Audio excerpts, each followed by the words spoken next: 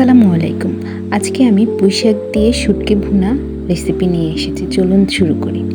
তো প্রথমে আমি পুঁইশাকগুলোকে ভালোভাবে কুচি করে কেটে নিয়েছি, পেঁয়াজ কুচি এবং কাঁচামরিচ। তো এখানে নিয়েছি 2টি শীতল শুটকি, এগুলোকে ধুয়ে আমি পরিষ্কার করে নিয়েছি। তারপর আমার যেসব মশলাগুলো লাগবে সেগুলো আমি গুছিয়ে জিরা, মরিচ, হলুদের গুঁড়া, রসুন বাটা। তো আমি এখানে সরিষার তেল দিয়ে নিলাম কড়াইতে। এখন তেলটা ভালোভাবে গরম হলে আমি এতে পেঁয়াজ কুচিগুলো দিয়ে দিব।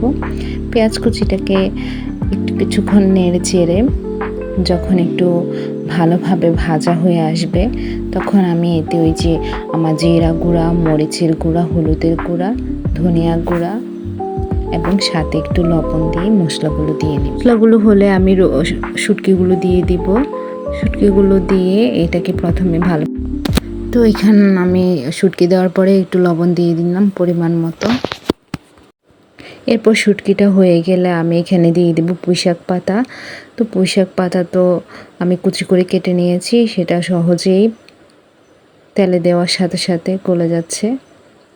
এটা আমি কিছুক্ষণ শুটকির সাথে নেড়ে চেড়ে ভালোভাবে কষিয়ে নেব।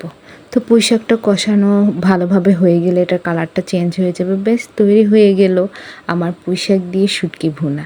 আল্লাহ হাফেজ।